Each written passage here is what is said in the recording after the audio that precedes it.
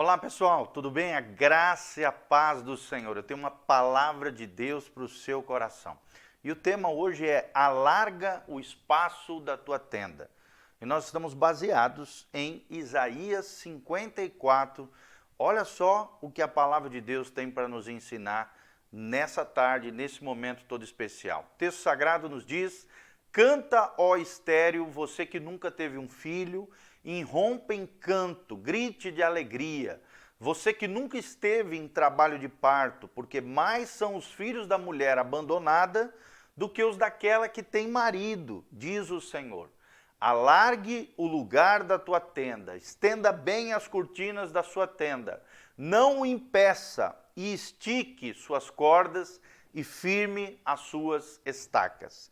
Pois você se estenderá para a direita, para a esquerda, seus descendentes desapossarão nações e se instalarão em suas cidades abandonadas. Não tenha medo, você não sofrerá vergonha, não tema o constrangimento, você não será humilhada, você esquecerá a vergonha da sua juventude e não se lembrará mais da humilhação da sua viuvez. Pois o Senhor, o Criador, é o seu marido. O Senhor dos Exércitos é o seu nome, o Santo de Israel é o seu Redentor. Ele é chamado o Deus de toda a terra. Que coisa linda, esse lindo texto da palavra de Deus. Que Deus abençoe essa palavra ao seu coração. Que o Espírito Santo nos capacite, ó Deus, nesse momento, a ouvirmos a tua palavra. Ó Deus, nós nos humilhamos diante da tua palavra e nos colocamos na total dependência do teu Espírito. Fala conosco através das Escrituras, dos ensinamentos bíblicos.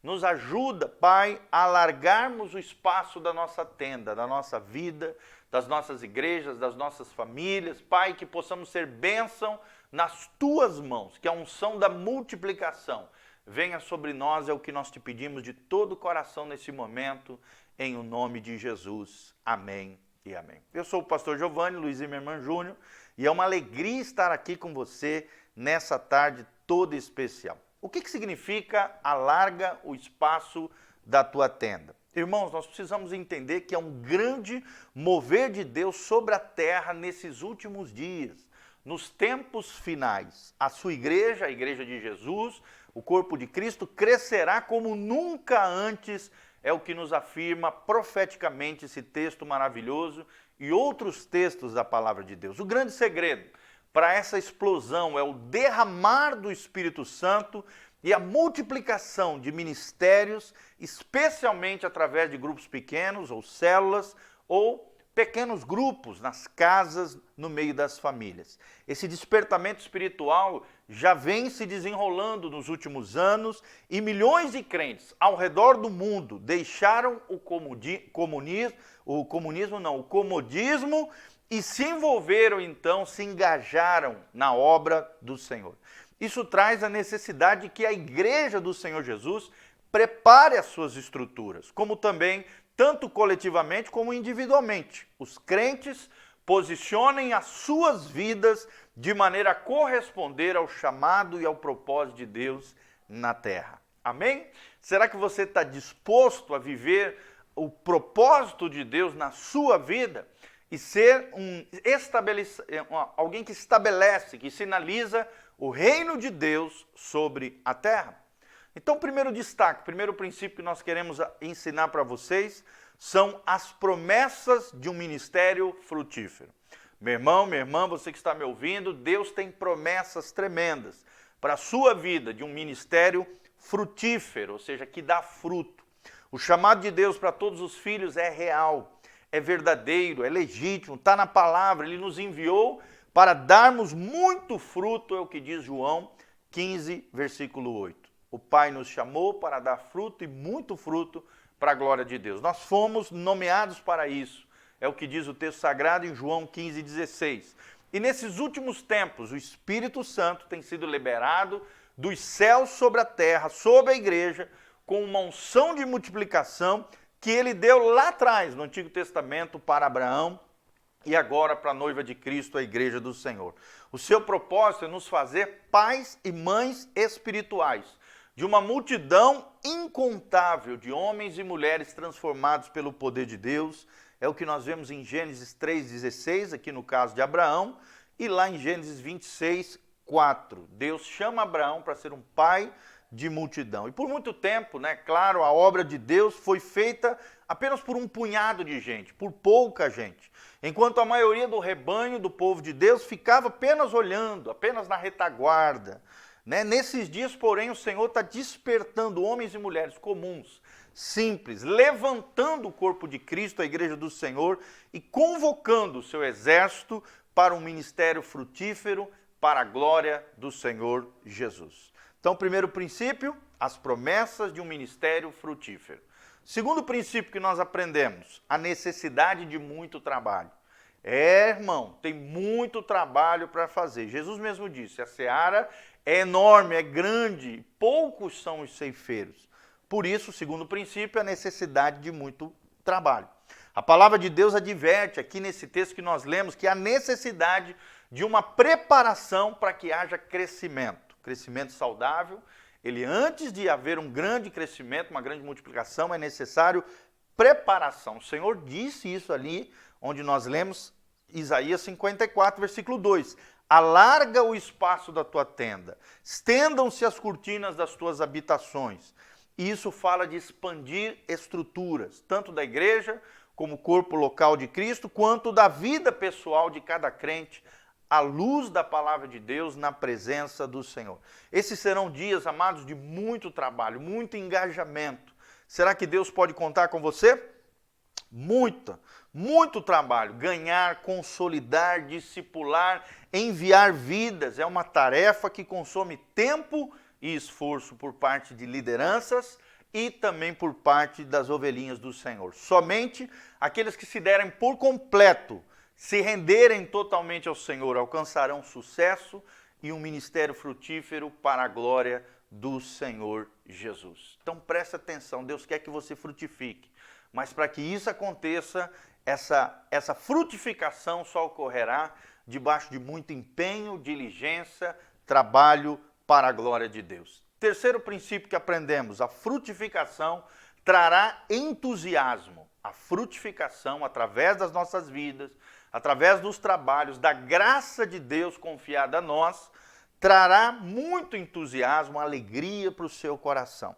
Como nós somos formados por Deus, criados por Deus para frutificar, o desempenho desse ministério frutífero trará para a sua vida, para a minha vida, um ânimo especial sobre nossas vidas. Sem dúvida nenhuma, a tendência aqui é que aquele que se envolve mais na obra do Senhor prosperará ainda mais, se sentirá mais alegre, mais entusiasta, né? Um maior entusiasmo, se envolverá ainda mais, se sentirá realizado, contente, vivendo uma vida com propósito, com significado, debaixo da unção e da graça de Deus na sua vida.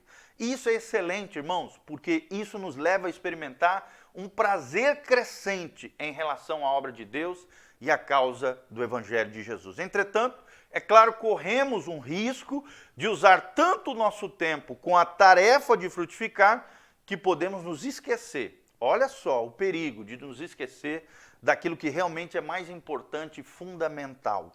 Como nós já dissemos, né, e já disse alguém, deixar as coisas importantes para fazer as urgentes, isso é um perigo. Isso pode minar a nossa vida. Tome cuidado, não deixe as coisas importantes para fazer as urgentes, porque isso pode minar e até destruir a sua vida. Então, o que o texto sagrado está nos ensinando? Em Isaías 54, versículo 2, firme bem as tuas estacas. Vou repetir, firme bem as tuas estacas. Ou seja, no meio das promessas de frutificação proferidas aqui por Deus, através da boca do profeta Isaías, de 54, de 1 a 5, que nós lemos para você, nós vemos uma advertência aqui. Firme bem as tuas estacas. Ou seja, não podemos apenas ser entusiastas, alegres, felizes, contentes, com o tamanho ou a dimensão da tenda, da obra do Senhor através das nossas vidas. Precisamos fincar as estacas, para que aquilo que nós levantarmos da parte do Senhor não caia sobre as nossas cabeças. Firme bem as tuas estacas. E o que são as estacas? É a pergunta que surge aqui. A resposta é que são estruturas que sustentam a tenda da glória do Senhor, a tenda da multiplicação, a tenda da graça e da glória do Senhor. Ou seja, quanto maior for esta, mais firmes e profundas precisam ser aquelas. Quanto maior a obra que o Senhor tem na nossa vida, mais firmes e maiores precisam ser as estacas de Deus nas nossas vidas, vindo antes mesmo do serviço que nós prestamos ao Senhor. Preste atenção, firme bem as suas estacas. Na verdade, essas estacas são elas, que possibilitarão o nosso crescimento real, espiritual, de verdade, sem o perigo de um grande fracasso no futuro por não firmar bem as suas estacas. Do que nós estamos falando? A resposta é da vida devocional, da vida familiar, da vida de santidade e da cobertura espiritual, ou seja, do cuidado pastoral sobre as nossas vidas. Sem priorizar, meu irmão, essas verdades bíblicas, o ministério se tornará um perigo para nós. Vou repetir, o ministério se tornará um perigo para nós, se não fincarmos essas estacas preciosas da vida devocional, da vida familiar, da vida de santidade e da cobertura espiritual da nossa liderança local, de Cristo, primeiramente, como cabeça, e das autoridades que Deus coloca sobre os nossos cuidados. Em primeiro lugar, nós vamos falar hoje sobre a vida devocional. Antes de Deus nos chamar para fazermos as coisas, Deus nos chamou para estarmos com Ele. Vou repetir.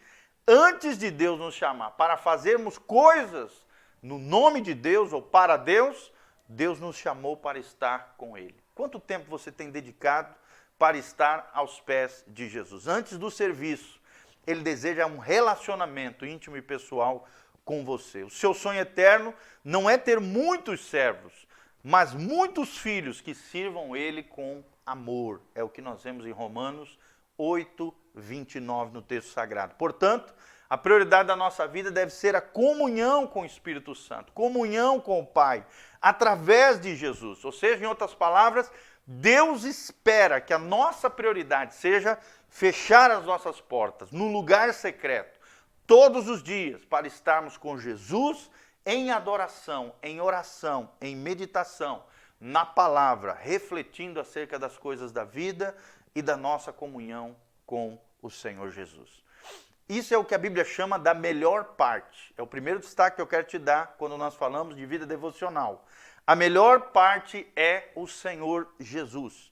Vejamos, por exemplo, alguns exemplos na palavra, que nos levam a entender o que Deus prioriza na nossa vida.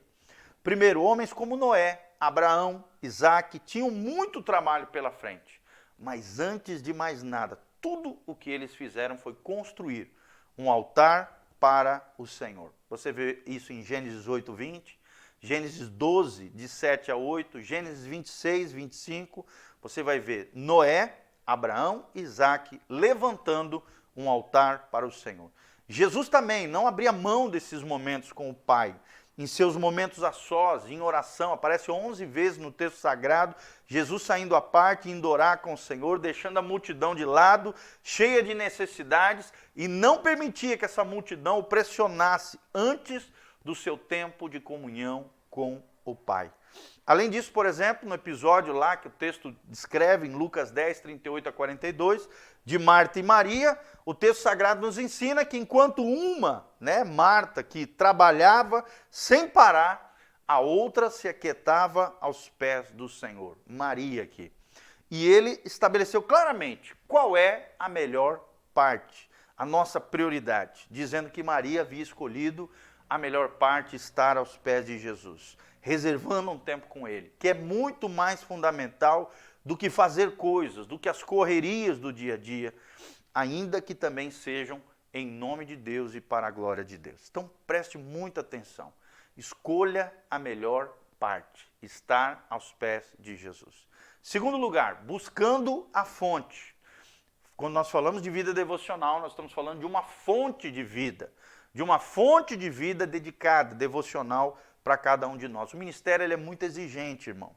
À medida que nós frutificamos, que nós ganhamos vidas, formamos discípulos, nós vamos nos desgastando fisicamente, emocionalmente, espiritualmente, Isso é um fato, é uma realidade. Temos que dar para tanto, também, da mesma maneira que temos que dar, oferecer às pessoas, temos que receber através de outros, mas principalmente da fonte eterna, que é o Senhor Jesus. O segredo disso está ir à fonte todos os dias. Vá à fonte, vá beber das águas tranquilas do Senhor. Antes de sair para realizar a obra do Senhor, lembre-se disso. É só Ele quem pode nos dar recursos valiosos, energias, distribuir aqueles às quais estamos nos dedicando, nos capacitar na sua obra.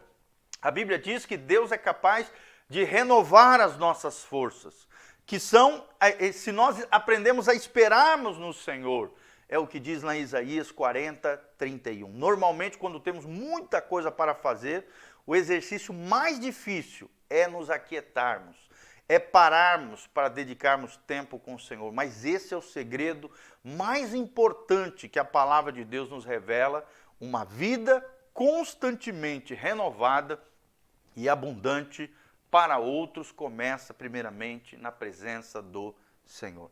E em terceiro lugar, além de escolher a melhor parte, além de buscar na fonte, e o terceiro princípio que nós aprendemos sobre a vida devocional é dedicar um tempo e um lugar santificados. Vou repetir, dedique um tempo e um lugar santificados para você buscar o Senhor. Jesus nos ensinou a entrar no nosso quarto, a fechar a porta atrás de nós, ou seja, deixar os problemas para fora e se dedicar exclusivamente ao Senhor. Lá em Mateus 6,6, quando nós formos orar, faça isso. A ênfase aqui não é exatamente o quarto, mas uma exclusividade para com Deus. Fechar a porta significa separar exclusivamente para o Senhor. Será que você tem fechado as portas da sua vida? Você tem se dedicado exclusivamente para o Senhor? Porque isso é fundamental, irmãos, na vida e na obra, no serviço dos santos. Diariamente, eu e você precisamos, como ministro do Senhor, para que nós possamos ir a um lugar onde o Senhor quer que nós possamos chegar, estar a sós com Deus. Mais do que isso, é importante que eu e você santifiquemos um tempo também ao Senhor. Muitos fazem o propósito de orar, mas gastam alguns minutos apenas, aquela oração relâmpago, oração de sim e hoje, oração de 3 minutos. Não, você precisa dedicar, santificar um tempo para Deus. E muitos arrumam um monte de desculpas farrapadas, argumentos, saem apressadamente, se desligam, se ligam em problemas, nos seus afazeres. Não deve ser assim, meus amados irmãos. O ideal é que a pessoa consagre um período de tempo exclusivo e permaneça ali à disposição para tanto falar com o Senhor como também para ouvir aquilo que Deus quer falar conosco. Esperar em Deus é muito importante. O salmista várias vezes nos declara: eu espero no Senhor. Outra coisa muito importante com relação a isso é a vida familiar. A vida familiar, né? Como nós já falamos em outros momentos, antes de enviar um homem para conquistar a terra, Deus colocou esse homem em família. Está lá em Gênesis 1, 27 e 28. E o segredo da multiplicação e do domínio passava antes por um investimento no próprio lar, na própria família. Sem cuidar e guardar do Éden, o homem não poderia partir para a tarefa da conquista, aquilo que Deus havia entregado para ele. Então vemos esse princípio em toda a Bíblia, do cuidado com os seus, do cuidado com os seus familiares, do cuidado com a sua família. Se não houver uma dedicação prática à sua família, um homem pode conseguir, às vezes, até alguns resultados no ministério, mas certamente seus alicerces estarão comprometidos porque não fincou bem as suas estacas. Amém? Em primeiro lugar, a família como célula principal. Essa frase não pode ser um jargão, né, na nossa boca, nas nossas igrejas, no nosso dia a dia. Ela precisa ser uma realidade na nossa vida. Ou seja, a prioridade de Deus é que ministremos primeiro na nossa família, na nossa casa, antes de ministrarmos no mundo lá fora. O que adianta ganhar o mundo todo lá fora e perder os de casa? A Bíblia diz: mas se alguém não cuida dos seus, e especialmente dos da sua família, tem negado a fé e é pior do que um incrédulo. É pior do que um incrédulo. Está lá em 1 Timóteo 5, versículo 8. E essa afirmação é muito séria. É algo muito sério que Deus está falando com você e comigo. E ela nos faz entender que a nossa aprovação ou reprovação ministerial dependerá da maneira como tratamos esse assunto dentro das nossas casas. Deixa eu repetir, tudo começa dentro das nossas casas. Alguém que é um frustrado dentro de casa não terá cabeça para exercer um ministério frutífero lá fora. Isso tem um sentido ainda mais dramático, né? Quando pensamos nos nossos cônjuges, nos nossos filhos, ainda dependentes, por exemplo, dos pais. Nesses casos, então, a visão de Deus é que eles devem ser prioridades no nosso ministério, os nossos filhos e filhas e o nosso cônjuge, é claro.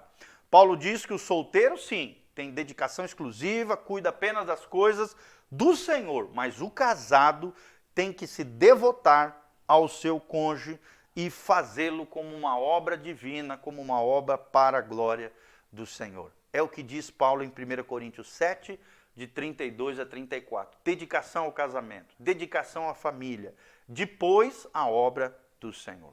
Segundo lugar, primeiros os nossos. Além da família ser a nossa primeira célula, nosso primeiro ministério, a família. Em segundo lugar, primeiro os nossos. O que significa isso? Em muitos lugares da Bíblia Sagrada, vemos Deus estabelecendo um ambiente onde ele começa o ministério. Por exemplo, Davi recebe 3 unções para ser rei, e a primeira delas começa na sua casa, na casa do seu pai. Depois, foi ali diante dos seus pais e dos seus irmãos, está lá em 1 Samuel 16, de 11 a 13. Depois, Eliseu, antes de sair para ministrar como um profeta para todo o povo de Israel, servia ao seu pai. Você também vê isso.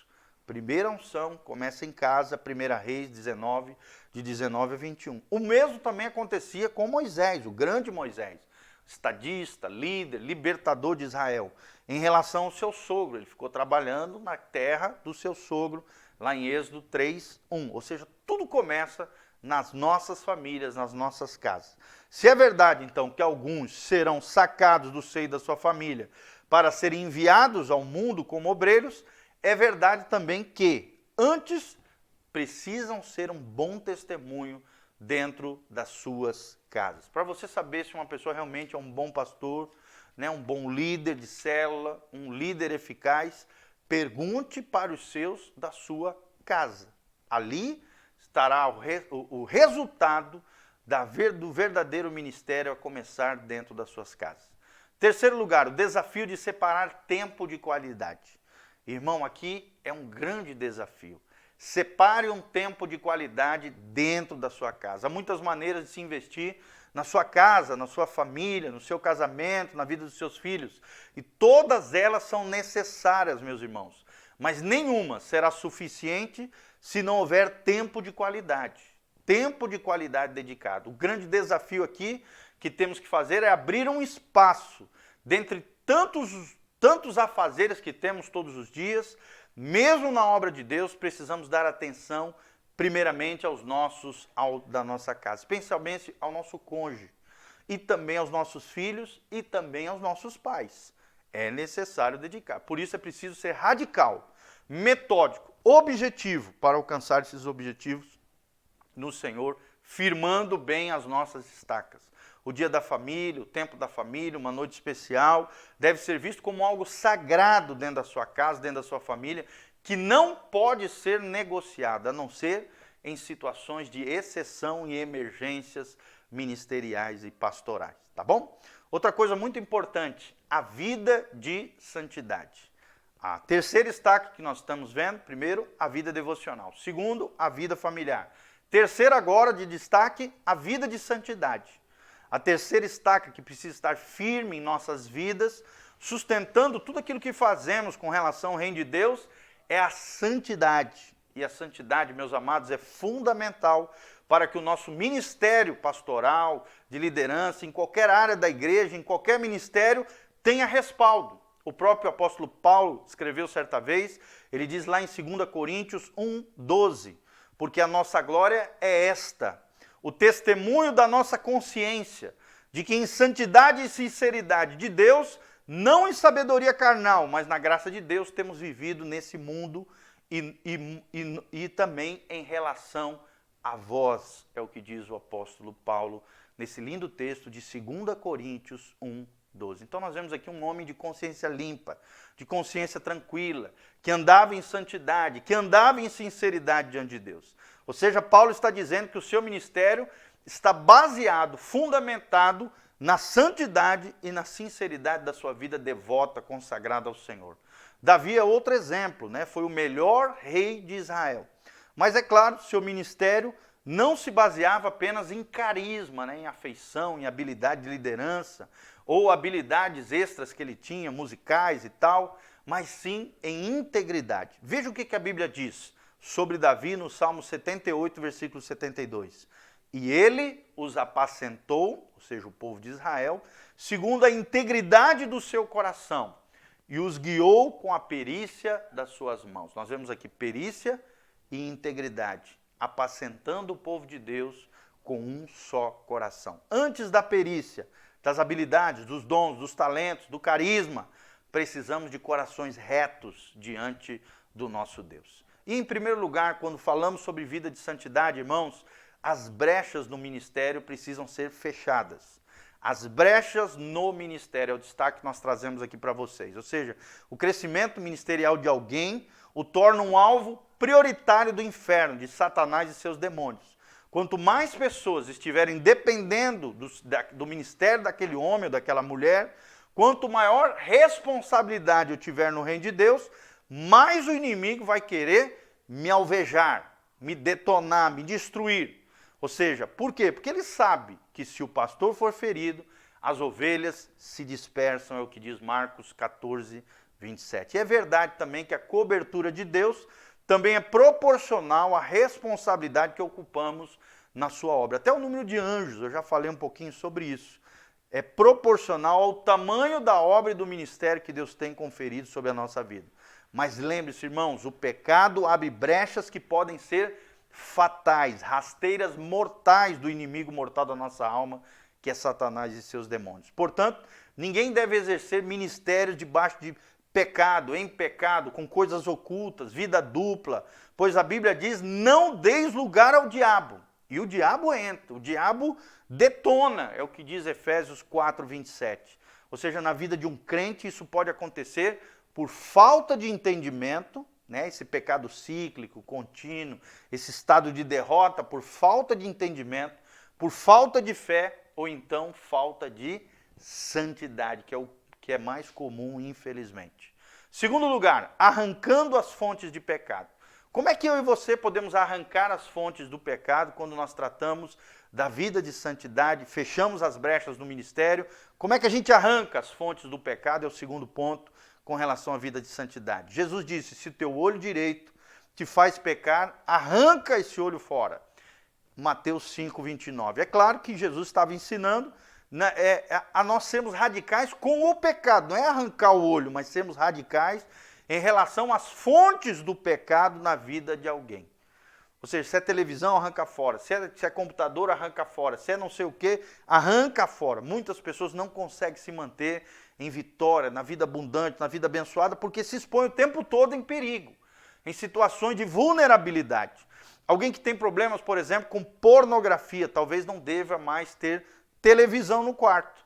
Ou então abrir uma conta na internet, se você não está dando conta, arranque esse mal da sua vida, arranque completamente tudo aquilo que te faz tropeçar. Um casal de namorados que não consegue se controlar, que vive, né, se relacionando, às vezes terá que se separar, porque infelizmente não estão preparados para andar em santidade diante de Deus. Uma pessoa descontrolada que vive fazendo dívidas deve se livrar, quebrar os cartões de crédito, os cheques especiais, eliminar da sua vida e apenas comprar à vista, para arrancar essas fontes de pecado na sua vida. Enfim, é necessário, irmãos, fazermos uma avaliação honesta do nível das nossas fraquezas, dos nossos calcanhares de Aquiles, dos nossos pontos de fragilidade, de debilidade, e abrir mão daquilo que nos leva ao pecado. Do contrário, nunca seremos vencedores à luz da palavra de Deus. O mal se arranca com raiz e tudo. Arranque as fontes de pecado para viver uma vida de santidade. Em terceiro lugar, o segredo é andar na luz. Andar na luz. Não há segredo maior na vida de santidade do que andar na luz. É o que diz 1 João 1,7. Se andarmos na luz, como ele, Jesus, está, na luz está, temos comunhão uns com os outros. E o sangue de Jesus, seu Filho amado, nos purifica de todo pecado. Ou seja, precisamos viver em transparência, sinceridade, especialmente diante das nossas famílias e dos nossos líderes espirituais. Sabemos que a vontade de Deus é que não pequemos e temos dele autoridade para andar de glória em glória, de graça em graça, de vitória em vitória. Entretanto, se pecarmos, temos que recorrer ao arrependimento e confessarmos os nossos pecados uns aos outros, como diz a Bíblia, Tiago 5,16, para que sejamos sarados, diz a palavra de Deus, e 1 João 1,9 e 1 João 2,1 também menciona isso. Tiago, como eu mencionei, 5,16, fala sobre confessar os nossos pecados uns aos outros. Em quarto lugar, precisamos ministrar com mãos limpas. A Bíblia diz isso, precisamos ministrar com mãos limpas, ou seja, precisamos estabelecer uma lei na nossa consciência, nunca ministrar com pecados ocultos. Antes de fazer qualquer coisa para Deus, precisamos nos purificar diante de Deus. É o que diz Josué, capítulo 3, versículo 5. Antes de adentrarem na terra prometida, santificai-vos diante do Senhor, para que vocês possam passar o Rio Jordão. O batismo de arrependimento é o que significa o Rio Jordão, para que possamos adentrar na terra prometida, a vida vivida no máximo do potencial que Deus tem para nós. Isso significa que ninguém deve desempenhar qualquer atividade espiritual, seja fazer uma visita, ministrar aos enfermos, tocar um instrumento no altar, pregar a palavra ou dirigir uma reunião ou qualquer outra coisa, sem a certeza de que a sua vida está no altar de Deus, em consagração e santidade diante da presença do Senhor. Mais do que isso, irmãos, dependendo da seriedade de um erro, é importante buscar os seus líderes, né? E através da confissão, receber dele uma oração de libertação para que você seja livre disso que te oprime, te derruba, te destrói de dentro para fora. E outro ponto muito importante, dentro de firmar as estacas, alargar as nossas tendas, é a cobertura espiritual. A quarta estaca de uma vida ministerial bem-sucedida é andar sob cobertura, ou seja, ter uma vida em submissão, em transparência, diante das nossas lideranças locais, das nossas igrejas locais. Como já estudamos, né, anteriormente, a unção de Deus corre por uma cadeia de autoridade, e a única maneira de nós fluirmos legitimamente é ministrando debaixo da autoridade de Cristo, das lideranças espirituais que estão sobre nós. Louvado seja o nome do Senhor. E qual é o problema? Primeiro problema com relação à cobertura espiritual é o problema do orgulho. O grande problema que trazemos na nossa carne está ligado ao orgulho. O orgulho não quer se submeter, o orgulho não quer estar debaixo de ninguém. Por isso, muitos não se submetem à autoridade local, das suas comunidades locais, e adotam uma postura de independência na vida. Seguem os mesmos passos de Lúcifer, que sendo ministro não se limitou ao espaço que Deus lhe conferiu e por isso caiu do seu ministério. É o que nós vemos em Isaías 14, de 12 a 15. Tentou se autopromover, tentou assumir uma posição sem a condição para tal, até porque era impossível ser igual ou maior do que Deus. Para isso, querido, tome cuidado. Não ocorra conosco também isso. Nós precisamos aprender o caminho da humildade, do quebrantamento, da sujeição, aceitando que as nossas vidas sejam guiadas pelo Espírito Santo de Deus, conforme nos ensina Romanos 8, versículo 14. Mas sem desprezar também os guias humanos, os nossos líderes espirituais, das igrejas locais que o Senhor estabeleceu sobre nós, conforme Hebreus 13, 17. Olha o que diz o texto aqui, é muito importante. Hebreus, vamos ler aqui, Hebreus 13, 17. Olha o que diz o texto sagrado. Obedeçam aos seus líderes e submetam-se à autoridade deles. Aqui está falando aos pastores, aos líderes locais. São eles que cuidam de vocês, como quem devem prestar contas um dia diante de Deus. Obedeçam-lhes para que o trabalho deles seja uma alegria e não um peso. Por isso, não seria proveitoso para vocês. E Paulo termina, orem por nós, estamos certos de que temos consciência limpa e desejamos viver tudo de maneira honrosa em tudo diante de Deus. Claro que aqui não foi Paulo, né? Nós não sabemos, talvez tenha sido Paulo, talvez Apolo, ninguém sabe, mas aqui ele fala, orem por nós. Estamos certos de que temos uma consciência limpa diante de Deus e desejamos viver de maneira honrosa em tudo. É o que nos ensina esse líder espiritual, o autor do livro de Hebreus, ok? Então, não despreze os guias humanos, os guias espirituais humanos, seres humanos, que Deus coloca sobre a nossa vida, aqueles que o Senhor estabeleceu sobre nós, através das comunidades locais, das igrejas estabelecidas. Segundo lugar, além do problema do orgulho, com relação à cobertura espiritual, é a falta de proteção espiritual. Quem não anda debaixo da cobertura de Cristo e da liderança estabelecida por Cristo, vive em falta de proteção espiritual. Irmãos, quando nós ministramos de forma independente, estamos espiritualmente descobertos. Portanto, estamos desprotegidos, vulneráveis a ataques do inimigo. Há um episódio que ilustra isso, né? Está narrado lá em Êxodo 17, de 8 a 13. Josué comandava o exército de Israel contra os amalequitas. E enquanto Moisés, seu líder, subia com Arão de um lado e Hur do outro lado ao monte para dar cobertura espiritual, quando Moisés erguia as mãos, Josué e seu exército prevaleciam. Mas quando as mãos de Moisés se cansavam e não conseguia fazê-lo, Josué então entrava em desvantagem na guerra e começava a perder para os amalequitas, que são um símbolo aqui dos demônios, do mundo espiritual das trevas. Isso ilustra muito bem a importância da cobertura de líderes como Moisés, Arão e Hur, simbolicamente aqui nesse texto. Muito bem, a importância da cobertura sobre os nossos ministérios. Aqueles que desprezam esse princípio podem terminar, infelizmente, feridos, derrotados na obra e nos ministérios que Deus há de confiar nas suas mãos.